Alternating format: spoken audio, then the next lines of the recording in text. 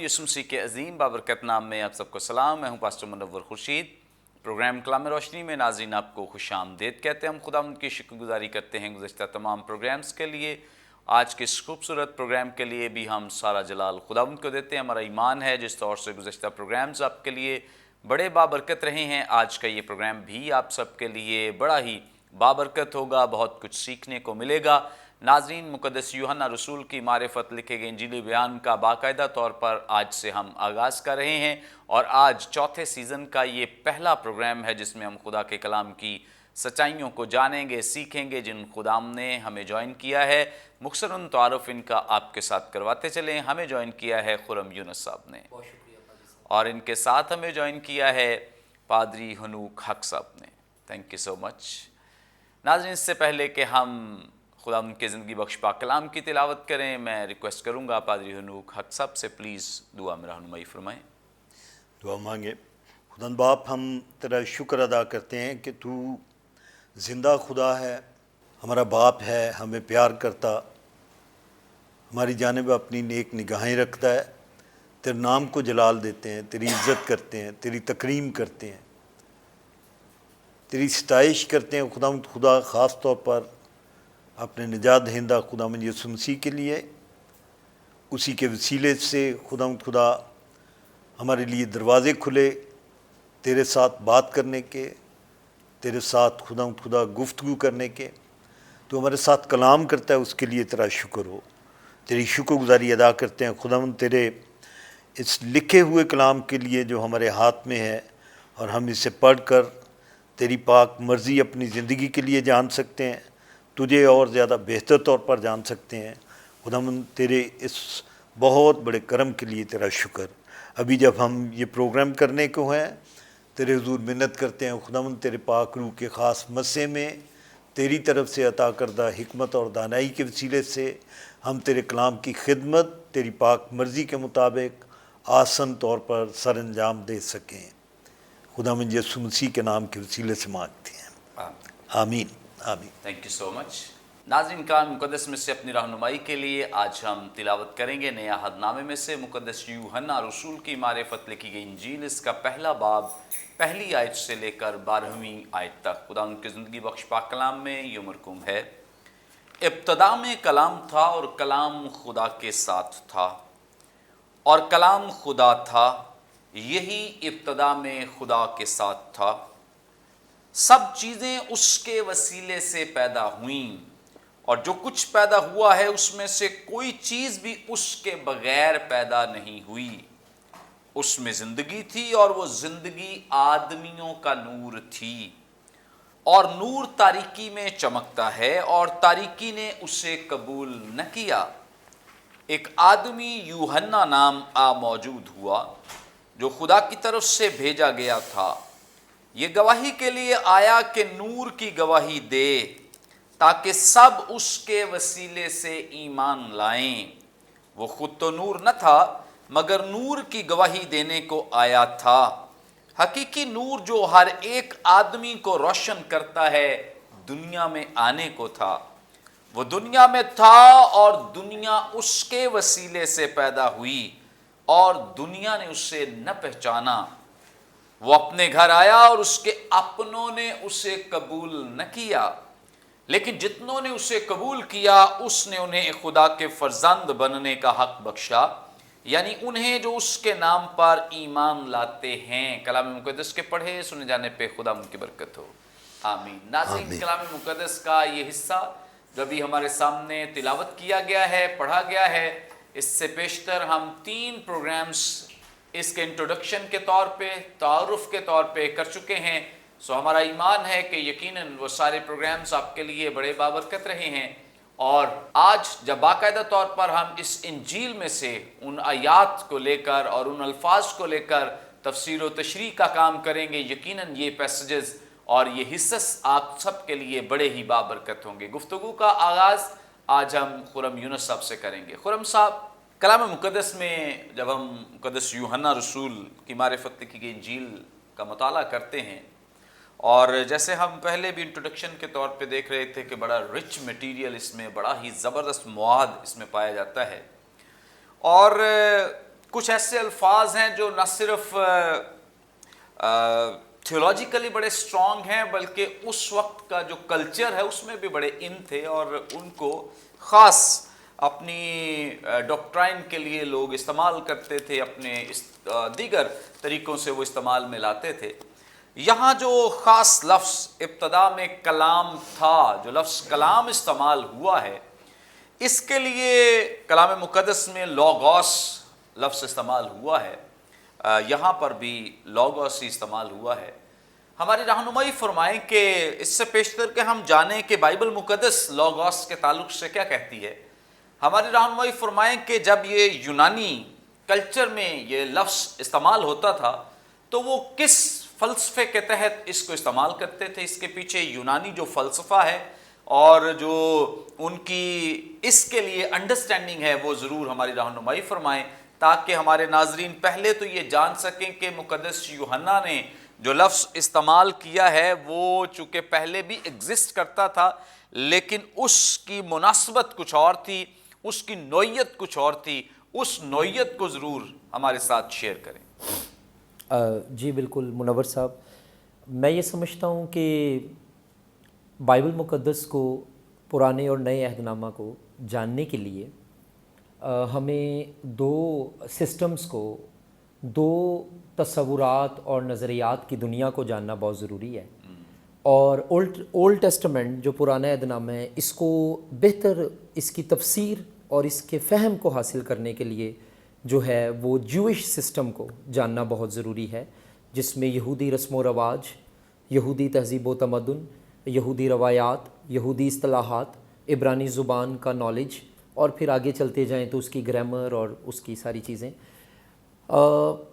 जब हम नए अहदनामा की बात करते हैं तो उसमें जो चीज़ बहुत ज़रूरी है वो है ग्रीको रोमन दुनिया। ग्रीको रोमन का मतलब है ग्रीक दुनिया और रोमन दुनिया।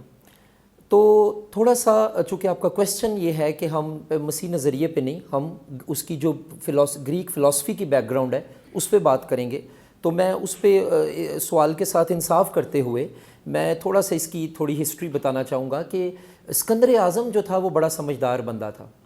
उसने जब जंगों में फतूहात हासिल की और बहुत सी दुनिया फ़तह कर ली, पूरी तो नहीं लेकिन काफ़ी ज़्यादा, तो उस वक़्त जो है उसकी एक स्ट्रेटजी और हिकमत अमली होती थी कि वो बेसिकली लोगों को मारता नहीं था, मारता भी था, कत्ल व गारत भी होती थी, लेकिन वो कॉलोनीज़ बनाता था। ये हेलेनिज़म जो है, बेसिकली हेलेनिस्टिक दौर, ये उसके पीछे बैकग्राउंड है, पस मंज़र है।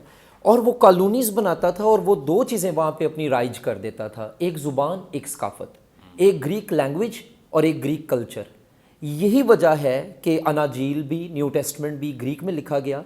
उसकी, हालांकि खुदावंद यीशु आरामी ज़ुबान में बात करते थे, उस टाइम मेन आम फहम आदमी की ज़ुबान आरामी थी, तो ग्रीक तो उस वक़्त लिंगुआ फ्रैंका या ऑफिशियल लैंग्वेज बन चुकी हुई थी। और उसकी वजह ये थी कि वहाँ पर लिटरेचर जो ज़्यादा, सिकंदरिया में आप देख लें, अलेक्जेंड्रिया की जो लाइब्रेरी थी ग्रीक लिटरेचर से, अदब से, यूनानी अदब से भरी हुई थी। और इस तरह से कई लोग, फिर ग्रीक फ़िलासफ़र्स, हमें प्लेटो नज़र आता है, दीगर अफलातून नज़र आते हैं, दीगर लोग नज़र आते हैं, वो सब ग्रीक फ़िलासफ़र थे। अच्छा, अब जब ज़ुबान आ जाती है ना किसी सोसाइटी में, तो उनका मजहबी अदब, उनका रिलीजियस लिटरेचर भी फिर उस ज़ुबान में आ जाता है, क्योंकि मजहबी रहनुमाओं की कोशिश होती है कि उस ज़ुबान में बात की जाए जो एक तो सब तक पहुंची जाए और जो उस टाइम लिंगुआ फ्रैंका हो, यानी सब को समझ आने वाली हो, हमारे कंट्री के बॉर्डर्स के बियॉन्ड भी। जैसे आज इंग्लिश लिंगुआ फ्रैंका है, कहीं भी चले जाएं कोई ना कोई इंग्लिश बोलने वाला मिल जाता है। बेसिकली मैं सोच रहा था कि यूहन्ना ने बड़ा एम्फेटिकली, बड़ा ज़ोर देकर लोगोस का लफ्ज़ यूज़ किया है। आप ये देखें कि एक आयत में उसने 3 बार यूज़ किया ये लफ्ज़। अगर हम इसको देखें तो वो कहता है इब्तिदा में लोगोस था, लोगोस खुदा के साथ था, लोगोस खुदा था। तो उसने 3 बार इस लफ्ज़ को यूज़ किया। तो सवाल पैदा होता है कि वो क्रिश्चियन इसकी जो एप्लीकेशन है उसको देखने से पहले हम ये देखेंगे कि ग्रीक बैकग्राउंड इसका क्या था, क्यों यूज़ किया। बात शुरू होती है एक शख्स से जिसका नाम था हरकलाइटस। वो एक ग्रीक फ़िलासफ़र था जो छठी सदी कबल अज़ मसीह, अब कुछ लोग लिखते हैं डेट को, आजकल जो लिखी जा रही है वो BCE लिखी जा रही है, ठीक है, बिफोर जो है जो क्रिश्चियन इरा, लेकिन पहले भी लिखा जाता था BC, बिफोर क्राइस्ट। تو بیسیکلی سائنٹیفک رائٹنگز میں زیادہ تر آج کل جو ہے وہ BCE لکھا جا رہا ہے، جس کا مطلب ہے بیفور کرسچن ایرا یا بیفور کامن ایرا. تو اب بیسیکلی یہ جو ہرکلائٹس تھا یہ قبل از مسیح کی بات ہے. یہ بندے نے لوگوس جو ہے ایک طرح سے اناؤنس کیا. میں یہ نہیں کہوں گا یہ اس کا موجد تھا، پر اس نے یہ اناؤنس کیا اور اس نے کہا کہ کوئی ایسی طاقت اور قوت ہے، کوئی ایسا کلام ہے، اصول ہے، کوئی ایسا خیال ہے، منطق ہے، کوئی ایسی وجہ اور ترتیب ہے جس نے ساری کائنات کو ایک تو جوڑا ہوا ہے، پھر ساری کائنات اس کی وجہ سے ہے اور ساری کائنات چل بھی اس کی وجہ سے رہی ہے. یعنی وجود کائنات بھی اس کی وجہ سے ہے اور تخلیق کائنات بھی اس کی وجہ سے ہے اور نظام کائنات کی بھی پیچھے جو وجہ ہے وہ بھی وہ ہے. تو یہ لوگوس عام نظریہ یا کانسیپٹ نہیں تھا. گریکس کے لیے یہ بہت بڑا نظریہ تھا. لوگوس کو وہ ایک پاور سمجھتے تھے، لوگوس کو وہ ایک طاقت سمجھتے تھے، لوگوس کو وہ ایک قوت سمجھتے تھے. اور ہم تو میں اس کا آنسر نہیں کروں گا، لیکن صرف میں یہ بتانا چلوں کہ ہمارے لیے تو لوگوس ایک پرسن ہے نا. ان کے لیے پرسن نہیں تھا، ان کے لیے یہ کانسیپٹ تھا، ان کے لیے یہ پاور تھی. اور ہرکلائٹس نے یہ تعلیم پھیلائی کہ بیسیکلی جو لوگوس ہے یہ وہ ہے جس کی وجہ سے کائنات بنی اور جو کائنات کو چلانے کے پیچھے پاور اور وجہ ہے.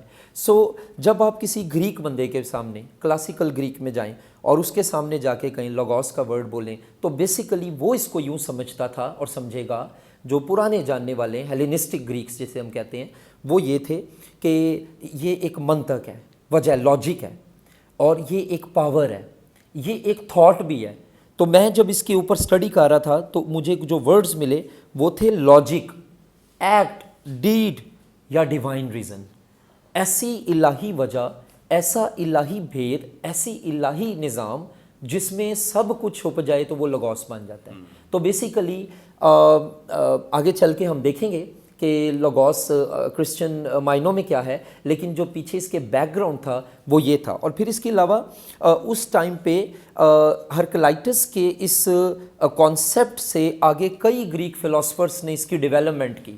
اس کا اجرا تو پھر ہوا لیکن اس کا ارتقاء بھی پھر ہوا، اور یہ پھر سارا کانسیپٹ تھا جس کی طرف وہ اشارہ یوحنا نہیں کر رہا. گریک فلسفی کا بیک گراؤنڈ ہے، یوحنا کس طرف اشارہ کر رہا ہے وہ میرا خیال آپ کا اگلا سوال ہے. تھینک یو سو مچ. بڑی زبردست خوبصورت باتیں اور کافی ہمیں انڈرسٹینڈنگ ملی ہے کہ اس سے پہلے کہ مقدس یوحنا اسے کسی اور مقصد کے لیے استعمال کرتے یہ لفظ پہلے ایگزسٹ کرتا ہے اور کن معنوں میں استعمال ہوتا رہا ہے اور کیسے گریک اسے استعمال کرتے رہے ہیں. اور اسکندر اعظم کے دور میں چونکہ اس کا بڑا ہی زور رہتا تھا کہ ہر جگہ پہ ایک ہی اس کی زندگی کا مشن ہمیں بڑا واضح نظر آتا ہے کہ ہر بندے کو گریک آنی چاہیے. اور اس نے یہاں تک کہ اپنے جتنے بھی کلچر کے حصص ہیں ان سب میں گریک کو سینما گھروں میں لازمی قرار دے دیا، اپنے کالونیز میں لازمی قرار دے دیا، اور دیگر جتنی ایکٹیویٹیز ہیں اسکول، کالجز، یونیورسٹیز، اور ہر طرح سے ان کی ایفرٹ ہوتی تھی کہ نہ صرف گریک سکھائی جائے بلکہ گریک کلچر جو ہے یہ انٹروڈیوس کرایا جائے، متعارف کرایا جائے. سو اس کے لیے اس نے بڑی ایفرٹ کی، اس لیے گریک لینگویج جو تھی وہ بڑی وسیع و عریض پیمانے پر جانی سمجھی جاتی تھی. اور اس لیے اس طرح کے الفاظ جو ہیں یہ ہمیں اس سے پہلے بھی مل جاتے ہیں. اور جیسے ہمیں ابھی بتایا گیا ہے کہ لوگوس جو ہے یہ ایک طاقت کے طور پہ، منطق کے طور پہ اور قوت کے طور پہ استعمال ہوتا رہا ہے. اب ہم آگے بڑھیں گے اور پادری حنوک حق صاحب سے ہم جانیں گے. پادری صاحب آپ ہماری رہنمائی فرمائیں، یہ جو لفظ یونانی زبان کا استعمال ہو رہا ہے لوگوس، جس کے لیے ابھی ہم نے اس کا بیک گراؤنڈ جانا ہے، اب آپ ہماری رہنمائی فرمائیں کہ خدا کے کلام میں جیسے مقدس یوحنا نے اسے استعمال کی، اس سے کیا مراد ہے ان کی اور کس سینس میں استعمال کیا. پھر لوگوس جو ہے یہ یونانی متن میں تو لوگوس ہی ہے، لیکن اگر ہم بائبل کی زبان میں یہاں پر جو لوگوس استعمال ہوا ہے تو اس کے لیے ایک ڈیفینٹ آرٹیکل بھی ہو لوگوس استعمال ہوا ہے. تو اس ڈیفینٹ آرٹیکل کی بھی رہنمائی فرمائیں کہ اس نے کیوں یہ لگا کر اس کو ایک عام سے خاص بنا دیا ہے، کیا اس کے پیچھے لاجک ہو سکتا ہے؟ Thank you. یہ بڑی خوبصورت سی ساری گفتگو ابھی رہی جب ہم نے گریک بیک گراؤنڈ دیکھی. جب میں بائبل مقدس میں لوگوس کو پڑھتا ہوں تو اس میں بنیادی طور پہ ہمارے پاس جو اس کا ترجمہ آتا ہے کلام. کلام، اب کلام جو ہے یہ تو سپیچ بھی ہے، لکھی ہوئی چیز بھی ہے. یہ مختلف اس کے استعمال ہیں جو بائبل مقدس میں کیے گئے. آپ کا سوال میں اس پہ بعد میں آتا ہوں. یہ ہو لوگوس والا آرٹیکل، ڈیفینیٹ آرٹیکل کا کلام مقدس میں یہ لکھنے لکھانے کے لیے، کلام کے لیے، بولنے کے لیے، سپیچ کے لیے ڈفرینٹ یونانی استعمال ہوتے رہے ہیں الفاظ. وہ لیگو بہت سے معنی کے ساتھ، یہ لیگو to speak, make an address. ہم وہ پڑھتے ہیں اس کلام مقدس میں، پولس رسول اگریپا بادشاہ کے سامنے پیش کیا گیا اور وہاں پہ اسے اجازت دی اس نے، اگریپا نے، کہ تجھے اپنے لیے بولنے کی اجازت ہے. یہاں پہ بولنے کے لیے جو لفظ استعمال ہوا ہے وہ لوگوس نہیں ہے، وہ لیگو ہے. بیسیکلی روٹ وہی ہے اس کی، لیکن اس کے استعمال اسی طرح سے ہوتے ہیں. متی کی انجیل میں وہ متی 3 باب 9 آیت میں وہ کہتا ہے کہنے کا خیال نہ کرو، کہنے کا خیال نہ کرو. یہ کہنے کے خیال نہ کرنے کی بات جو ہے یہ بھی اس کا استعمال ہے ایک طرح سے ٹو سے. پھر اس کے بعد ٹو سے ریٹن لینگویج. یہ لوکا 1 باب 63 آیت، یوحنا بپتسمہ دینے والا جب اس کا نام رکھا جانے والا تھا تو یوحنا کے باپ وہ تو اس وقت بول نہیں سک رہے تھے، ان کی زبان بند ہو گئی ہوئی تھی. آپ اس سارے واقعے سے واقف ہیں.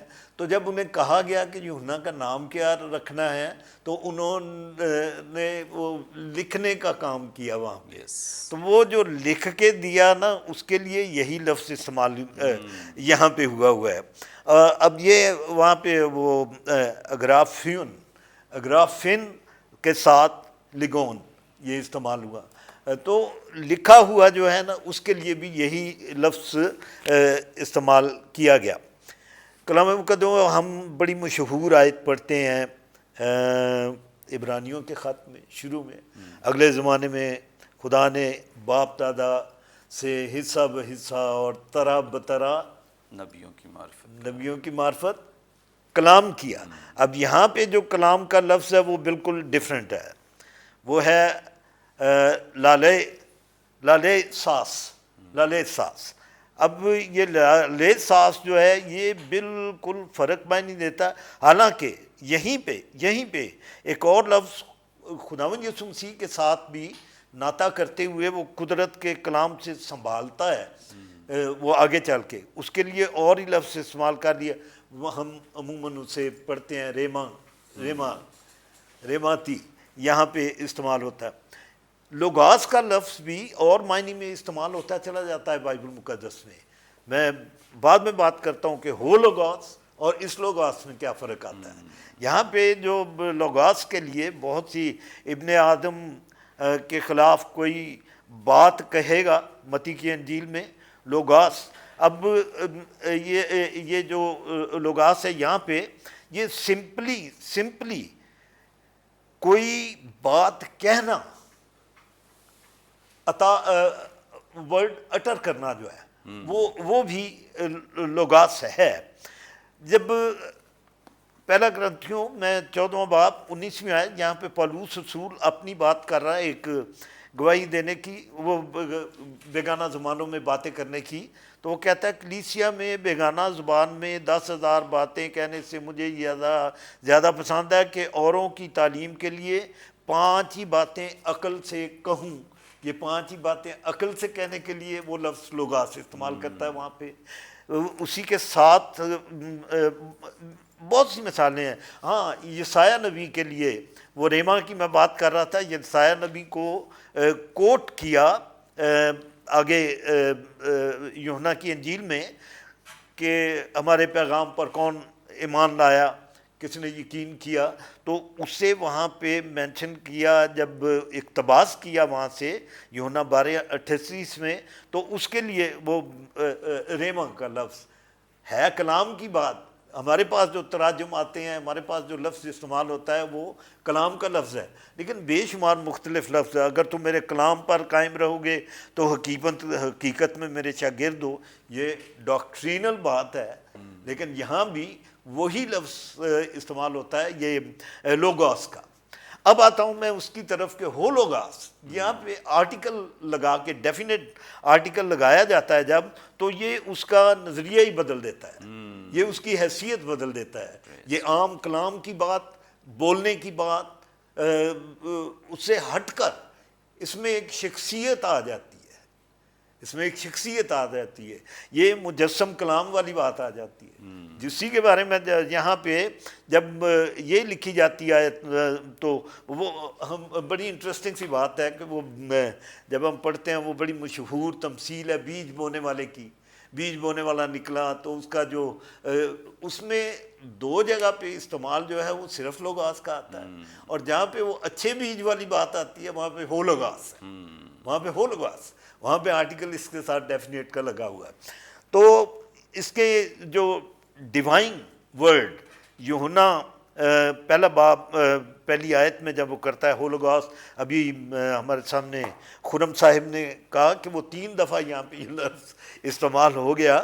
یہاں پہ کلام مجسم ہوا جو ہمیں آ کے ملتا ہے نا 14ویں آیت میں، وہ ہے دراصل ہولوگاس کی حقیقت۔ یہ لفظ بدل جاتا ہے خداوند یسوع مسیح کی ذات اقدس کے لیے جب اس کو کلام یہاں پہ ہولوگاس کا لفظ اس کے لیے استعمال کیا جاتا ہے۔ یہ ہولوگاس یہ ڈیوائن ورڈ بن جاتا ہے اس کے لیے۔ کلام مجسم ہوا، فضل اور سچائی سے معمور ہو کر ہمارے درمیان رہا، ہم نے اس کا ایسا جلال دیکھا جیسے باپ کے اکلوتے کا جلال۔ اب یہ جلال کی بات ہے یہاں پہ، پرانے عہد نامے میں زبور میں مقدس لوگ جلال پر فخر کریں۔ کس پر؟ میں سمجھتا ہوں کہ یہ ایک پیش گوئی ہو رہی ہے وہاں پہ، اور یہاں پہ آ کے ہمیں وہ جلال نظر آ رہا ہے نئے عہد نامے میں آ کر خداوند یسوع مسیح کی ذات اقدس میں، جو حقیقتاً ایک مجسم لوگاس ہے، ہولوگاس، دا ورڈ، ہاں عام لفظ نہیں۔ میں نے عرض کیا کہ بے شمار جگہ پہ کلام کا لفظ استعمال ہوتا ہے، اس کے لیے اور بہت سے الفاظ استعمال ہوتے ہیں، لوگاس بھی استعمال ہوتا ہے، لیکن جب خداوند یسوع مسیح کی ذات کے لیے یہاں پہ مسیحی نظریے میں یہ آتا ہے تو پھر یہ خداوند یسوع مسیح کی ذات کے لیے لفظ استعمال ہوتا ہے۔ تھینک یو سو مچ، بڑی خوبصورت بابرکت باتیں اور بڑی تفصیل کے ساتھ ہمیں سمجھایا گیا ہے تاکہ ہمیں مزید اس بات کی سمجھ آ سکے کہ یہاں جب ڈیفینٹ آرٹیکل، یعنی اگر انگلش زبان میں دیکھا جائے تو اس کا ترجمہ دا ہوگا، اور اگر گریک میں، یونانی زبان میں اس کو لیا جائے تو ہو لفظ استعمال کیا گیا ہے، اور اس لحاظ سے اس کا آسان ترجمہ یہ ہے کہ کسی عام چیز کو خاص بنانے کے لیے ہمیشہ ڈیفینٹ آرٹیکل استعمال کیا جاتا ہے۔ یعنی بہت سارے نام استعمال کیے جاتے ہیں، لیکن اگر کسی نام کے ساتھ د لگا دیا جائے تو اس کا مطلب ہے کہ یہ کوئی خاص نام ہے جس کو پیش کیا۔ تو مقدس یوحنا اب ایک چونکہ جو تھیولوجی پیش کرنے والے ہیں، جو ڈاکٹرائن دینے والے ہیں، وہ خداوند یسوع مسیح کے بارے میں دینے والے ہیں کہ یہ لوگوس دراصل ہے کون، اور یہ جو دنیا میں جو سب کچھ قائم کیے ہوئے ہے اور جو دنیا کو سنبھالے ہوئے یہ ہے کون۔ آگے چل کے چونکہ اس کی بڑی زبردست وہ خود ہی تفسیر بھی کرتے ہیں، اس لفظ کی تشریح بھی کرتے ہیں۔ آپ ہمارے ساتھ رہیں گے تو ضرور آپ کو برکت ملے گی اور آپ بہت کچھ سیکھیں گے۔ ناظرین، یہاں پہ وقت ایک بریک کا، ہم لیں گے ایک شارٹ بریک، ہمارے ساتھ رہیے، دیکھتے رہیے پروگرام کلام روشنی۔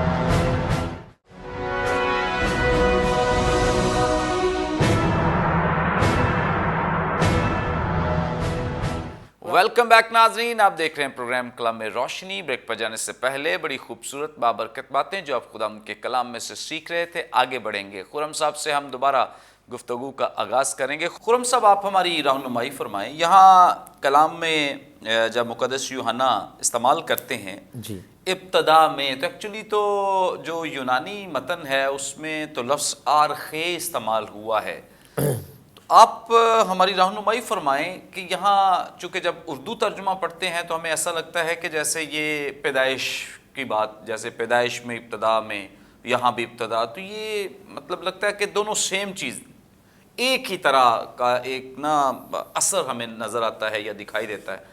آپ ہماری رہنمائی فرمائیں، لفظ آرخے جو ہے اس کو مد نظر رکھتے ہوئے، یونانی متن کا جو لفظ ہے، کہ یہ آیا ایک ہی چیز ہے پیدائش والی، کہ تخلیق کی بات کی جا رہی ہے کہ جب تخلیق ہوئی تب خدا کے ساتھ خداوند یسوع مسیح تھے، یا اس سے پہلے کی بات ہے، یا کوئی اور اس کی سینس ہماری رہنمائی فرما دیں پلیز۔ جی پادری صاحب، اس میں جو پہلی بات ہے کہ جو ابتدا پیدائش کی کتاب میں پہلے باب کی پہلی آیت میں ہمیں نظر آ رہی ہے کہ ابتدا میں خدا نے آسمان اور زمین کو پیدا کیا، اور ابتدا کا لفظ ہمیں یہاں پر بھی نظر آ رہا ہے کہ ابتدا میں کلام تھا اور کلام خدا کے ساتھ تھا۔ پہلے تو میں یہ آڈینس کو واضح کرتا جاؤں کہ یہ دونوں ابتداؤں میں فرق ہے، یہ وہ نہیں ہے، کیونکہ ایک ابتدا جو ہے اس کا اشارہ جو پیدائش والی ابتدا ہے اس کا اشارہ اس کا جی وہ ہم دیکھ لیتے ہیں اس کو پیدائش، جی بالکل بالکل بالکل، پیدائش پہلا باب اس کی پہلی آیت کو ہم دیکھ لیتے ہیں۔ خدا نے ابتدا میں زمین و آسمان کو پیدا کیا، اور زمین ویران اور سنسان تھی، اور گہراؤں کے اوپر اندھیرا تھا، اور خدا کی روح پانی کی سطح پر جنبش کرتی تھی۔ تو بیسیکلی منور صاحب ٹیکسٹ بھی خود بتا رہا ہے کہ یہ ابتدا کریشن کی بات ہو رہی ہے، یہ کریشن اکاؤنٹ ہے۔ جو پیدائش کی کتاب یا تکوین کی کتاب ہے اس میں یہ جو ہے یہ تخلیق کی بات ہو رہی ہے، ایک سرٹن پیریڈ کی بات، سرٹن پیریڈ کی اور سرٹن ایکٹیویٹی کی بات ہو رہی ہے، سرٹن ایکٹیویٹی کی بات ہو رہی ہے اور سرٹن پیریڈ کی بات ہو رہی ہے۔ لیکن یہاں پر جو جوہینین جو ہمیں اکاؤنٹ نظر آ رہا ہے، جو جان کی گاسپل ہے، یہاں پر یہ ابتدا جو ہے یہ ہم نے غالباً گزشتہ اقساط میں بھی بات کی تھی کہ یہ تھیولوجی میں ہم اس کو کہتے ہیں پری ایگزسٹنس آف کرائسٹ۔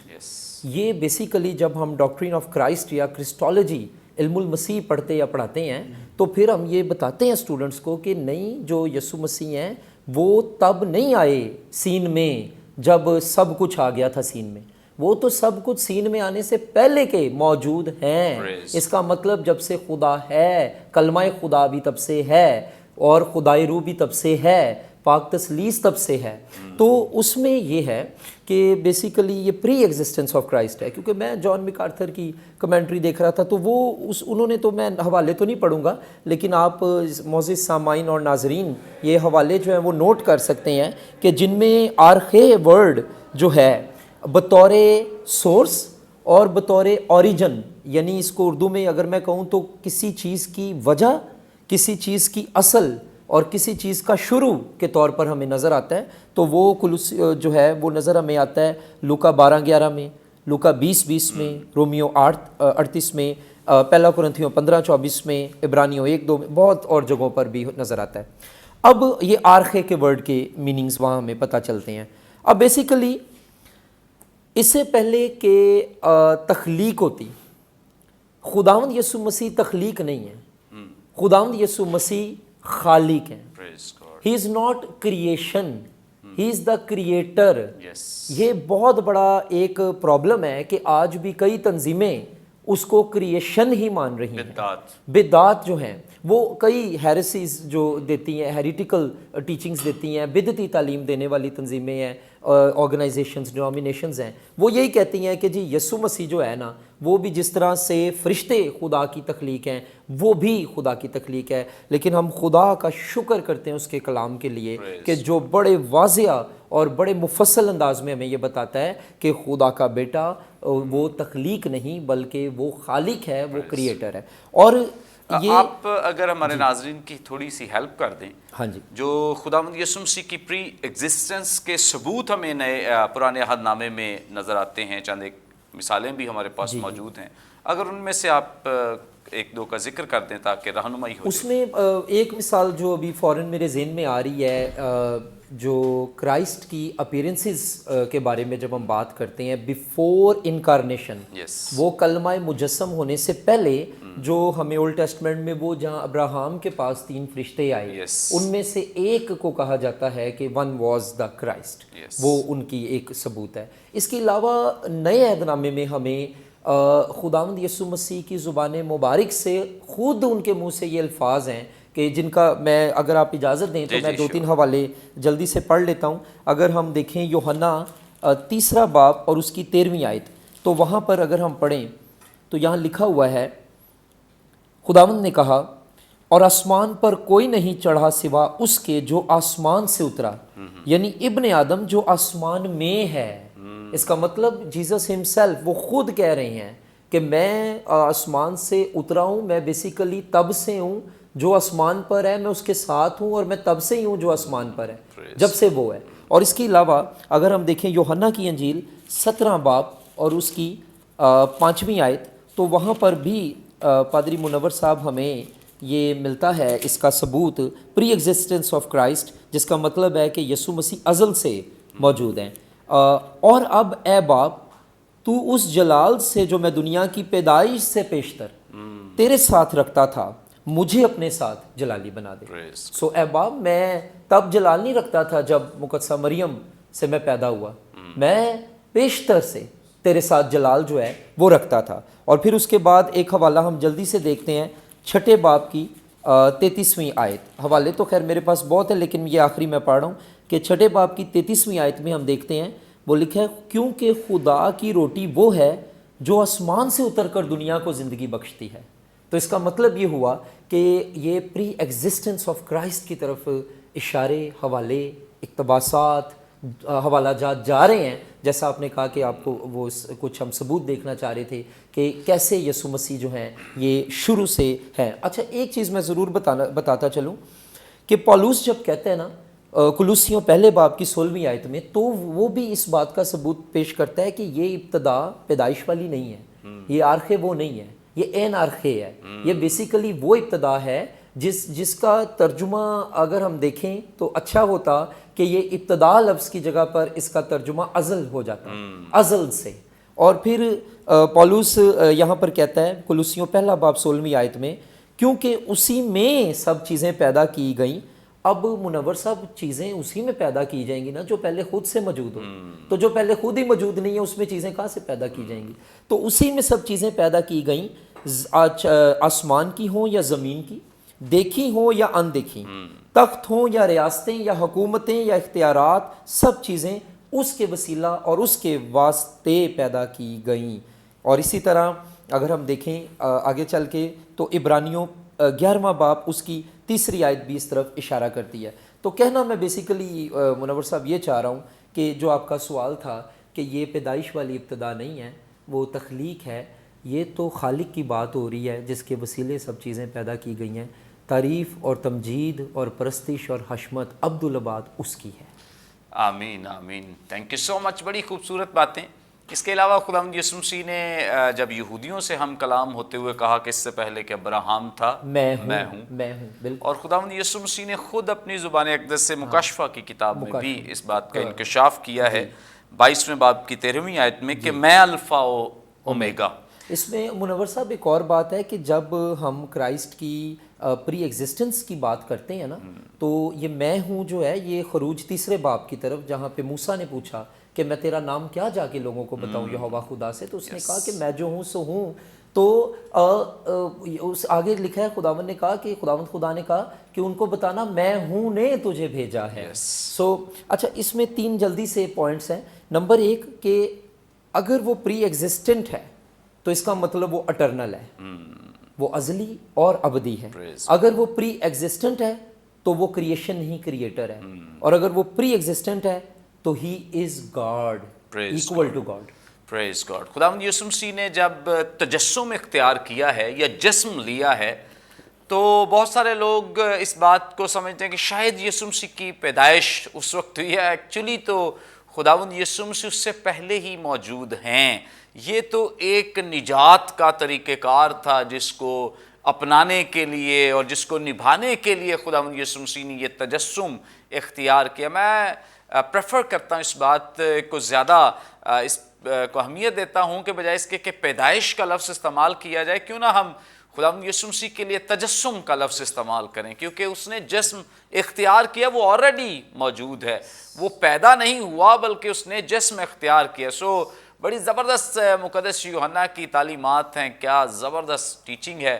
اور جیسے جیسے ہم سیکھتے ہیں مسیح کو اور مسیح کی قوت قدرت کے اختیار کو, اس کے جلال کو ہم بڑی قربت سے دیکھ سکتے ہیں, قریب سے دیکھ سکتے ہیں کہ مسیح ہے کیا, واٹ از دا کرائسٹ, کہ یسوع مسیح ہے کہ اس کی شخصیت کیا ہے. جیسے ابھی انکشاف کر رہے ہیں کہ وہ لوگوس تو ہے لیکن ایسا لوگوس نہیں جیسے عام لوگ سمجھتے تھے, وہ ہو لوگوس ہے, یعنی ایک خاص سمت کی طرف اشارہ کیا گیا ہے کہ وہ ایک خاص پرسن ہے, شخصیت ہے. پھر اس کا اور انٹروڈکشن دے رہے ہیں کہ یہ ایسا نہیں ہے کہ لوگ سمجھتے ہیں کہ اسے شاید بنایا گیا ہے, پیدا کیا ہے, نہیں. آگے اس کو اور ڈیٹیل بھی دیں گے وہ, اور بڑی ڈیٹیل کے ساتھ اس کو وہ بیان کریں گے کہ وہ آلریڈی موجود ہے, پہلے ہی سے وہ موجود ہے. بلکہ پیدائش, جب دنیا کی پیدائش ہو رہی ہے, تخلیق ہو رہی ہے, بنایا جا رہا ہے, تب بھی وہ موجود ہے. یہ مقدس یوحنا ہمارے سامنے انکشاف کریں گے. ہم باری باری چیزوں کی طرف بڑھ رہے ہیں اور یقیناً آپ سب برکت بھی پا رہے ہیں.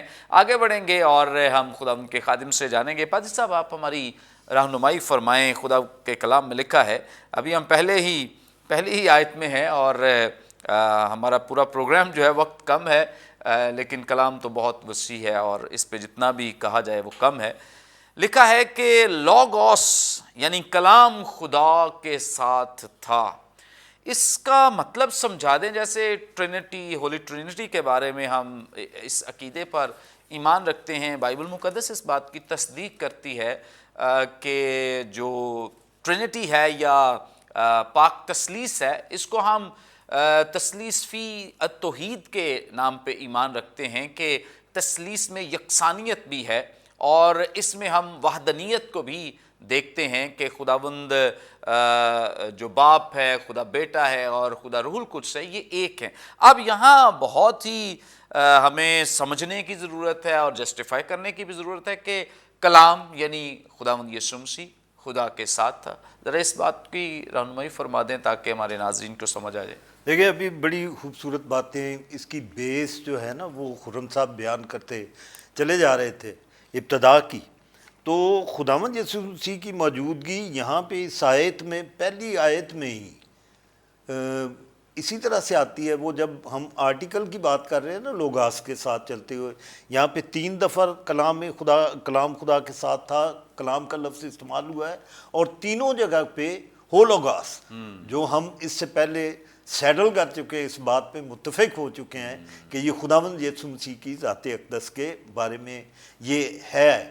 اس کو کہا گیا ایک شخصیت کے بارے میں, دا ورڈ کلام جو مجسم ہوتا ہے اور موجود ہوتا ہے خدا کے ساتھ. یہاں پہ تو سیدھا سا جملہ ہی ہے, اور کلام خدا تھا, ہے نا, اور کلام خدا تھا. یہیں پہ ہمیں وہ پورا صاف نظر آ جاتا ہے.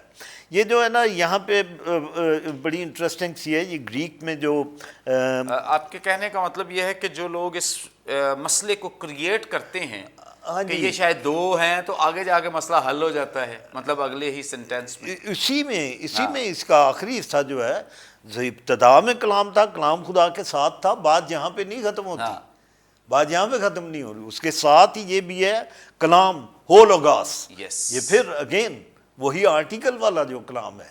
یہ نہیں ہے کہ اس کی گفتگو جو ہے وہ صرف تھی, خدا کی گفتگو بہت سے لوگ کہتے ہیں کہ وہ اس کے ساتھ تھی, ابتدا میں وہ بات کرتا تھا.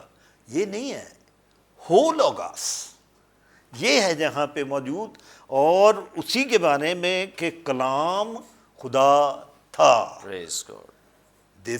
یہ ہمیں کلام میں سے یہ بات ملتی ہے. بلکہ یہ بڑا انٹرسٹنگ میں دیکھ رہا تھا, کائتھیوس ان ہو لوگاس, یہاں پہ یہ اس لفظ کے جب ترجمہ کرتے ہیں نا, اور خدا واز دا ورڈ, یہ بنتا ہے اس کا کلام تھا خدا اور کلام خدا تھا کلام. یہ دونوں چیزیں اس جب یونانی میں لفظ کا لفظ کے نیچے رکھ کے ترجمہ کرتے ہیں تو اس میں دونوں سینٹنس سامنے آتے ہیں. اور کلام خدا تھا جو ہمارے پاس ترجمے میں بھی ہے، لیکن اس کا ترجمہ دوسرا لفظ بلفظ جب کرتے ہیں جس ترتیب سے یونانی میں ہمیں لکھا ہوا ملتا ہے اس میں یہ ہے خدا تھا کلام. یس دونوں ہی ساتھ ساتھ چلتے ہوئے خدا تھا کلام. یہ جو خدا کے ساتھ تھا سب چیزیں اس کے وسیلے سے. تخلیق کی بات آپ کر رہے ہو کہ اس کا مطلب ہے وہ خالق ہے. یہ جب وہ تھا وہی ہے. دراصل نا جب ہم اسے علیحدہ کر کے سوچنا شروع کرتے ہیں نا تو پھر ہمیں مسائل آتے ہیں.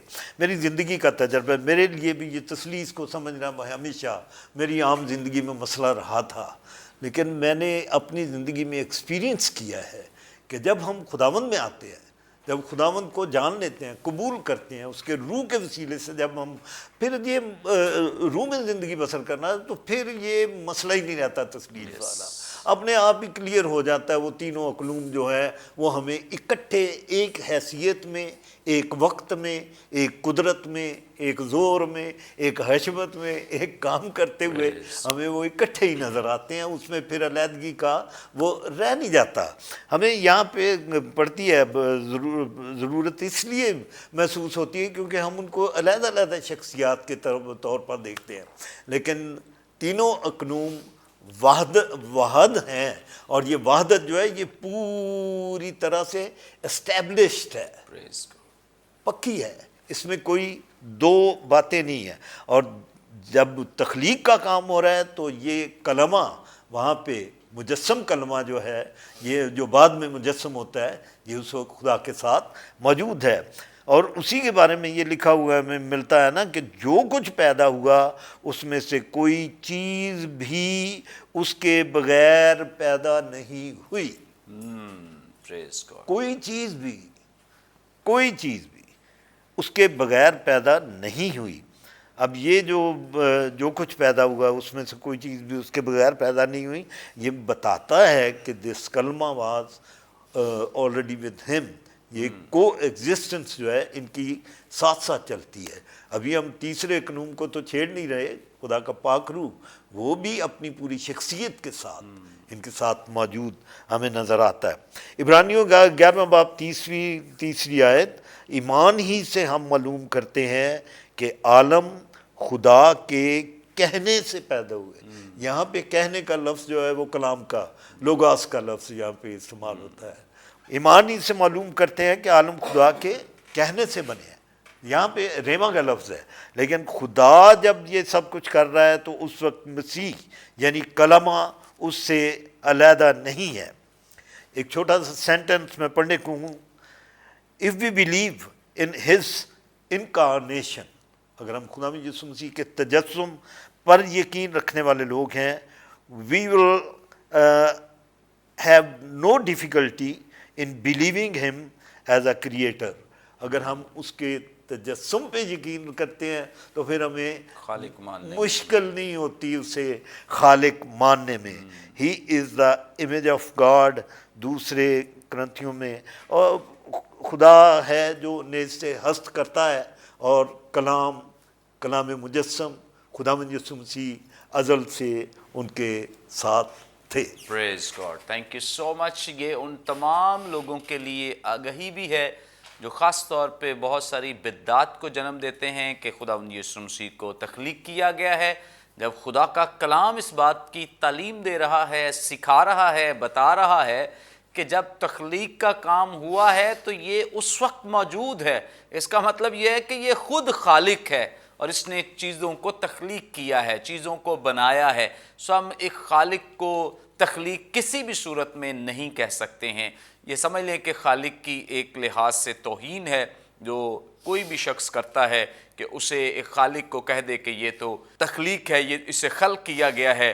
بائبل مقدس اس بات کی واضح تعلیم دیتی ہے، واضح طور پہ ہماری رہنمائی کرتی ہے کہ خداوند یسوع مسیح کو تخلیق نہیں کیا گیا بلکہ اس نے جہانوں کو تخلیق کیا ہے، اس نے دنیا کو بنایا ہے، اور وہ خلق کرنے والا یعنی خالق کریٹر ہے، اور اس کے لیے ہم خدا کے نام کو جلال دیتے ہیں۔ تھینک یو بچ صاحب، شکریہ، تھینک یو سو مچ۔ ناظرین، یقیناً آج کے پروگرام کے وسیلے سے آپ نے برکت پائی ہے۔ ابھی بھی آپ کا کوئی سوال ہو، اسکرین پر دیے گئے نمبرز ڈائل کریں، اپنا سوال ہم تک پہنچا سکتے ہیں، کوئی دعا یا درخواست دے سکتے ہیں، کوئی ٹیسٹیمنی ہو شیئر کر سکتے ہیں۔ ہمارے تمام پروگرامز واچ کرنے کے لیے یوٹیوب چینل ضرور ہمارا سبسکرائب کریں، برکت ٹی وی آفیشیل کے نام سے ہمارا چینل ہے، کہ اپنا فیڈ بیک دینا نہ بھولیں۔ آئندہ ایک نئے پروگرام کے ساتھ دوبارہ آپ کی خدمت میں حاضر ہوں گے، تب تک کے لیے اجازت دیجیے، دیکھتے رہیے برکت T V. God bless you all.